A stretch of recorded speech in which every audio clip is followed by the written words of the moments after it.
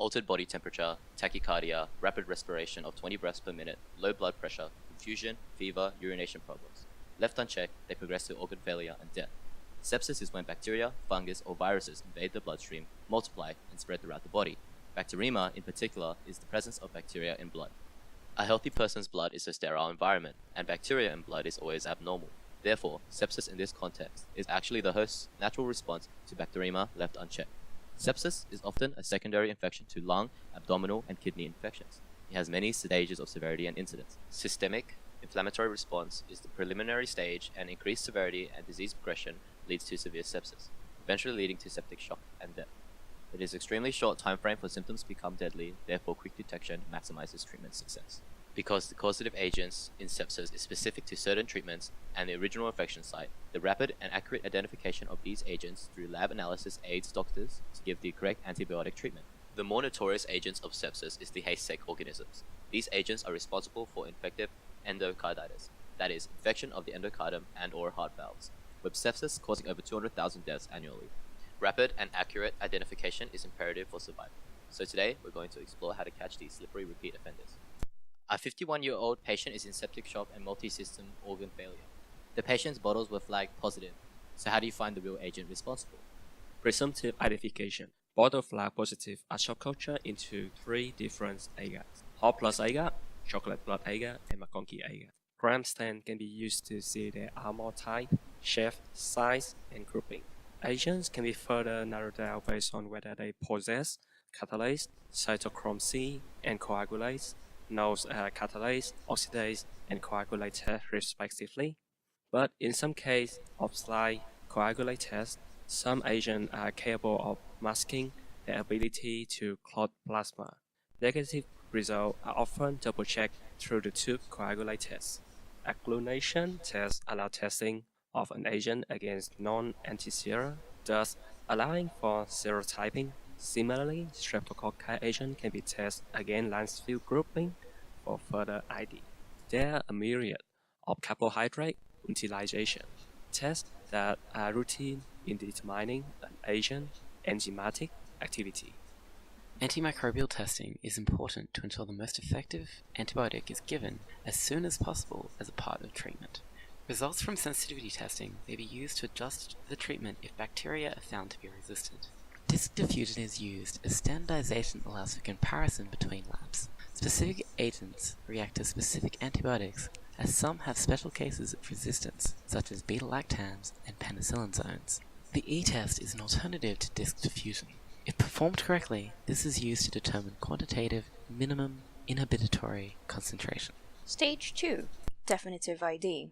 Further testing to narrow the list includes nitrate reduction, Voges proscure, indole production, motility, ID discs, the use of special media like TSA, tube coagulase test, and incubating at 42 degrees Celsius. Some of these can even be used to confirm the agent's identity. Often, these tests, along with AST, are done in conjunction with rapid ID tests to increase chances of treatment success. A rapid ID tool, API, uses a combination of chemical reactions and a numbered ID system to identify and confirm specific culprits.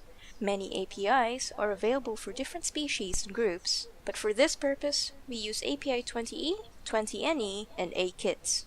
Definitive testing can also involve MALDI-TOF and strain typing through PCR, PFGE, and NATs.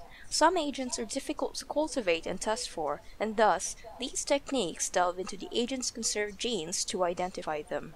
Lab results have just come through. Now let's look at our 11 different agents. First up are agents with gram-positive armor in cocci form. 2 belong to the catalase-positive Staphylococcus species, and the other 3 into the broad catalase-negative Streptococcus and Enterococcus species. After carbohydrate and sensitivity tests on all agents, a DNase and slide coagulase test on staph agents were performed, revealing agent 3 to be Staphylococcus aureus and agent 4 as Staphylococcus epidermidis. Of the 3 Streptococcus agents, one is gamma hemolytic, grows in MAC and esculin, both markers for Enterococcus faecalis. Optogene disc test discriminated the 2 alpha hemolytic Streptococcus agents. Optogene sensitive agent 10 is Streptococcus pneumoniae, and optogene resistant agent 5 was of the Viridian Streptococcus group. Further definitive testing through API Strep discovered Agent 5 as Streptococcus sanguinis. Next we have gram-negative armor, various bacilli shapes, one being Diplococca. Upon subculturing, agents 2, 6, and 7 are able to grow in anaerobic environments, whereas agents 7, 8, and 9 could not. Between agents 2, 6, and 11, agent 2 was indole negative, an obligate error.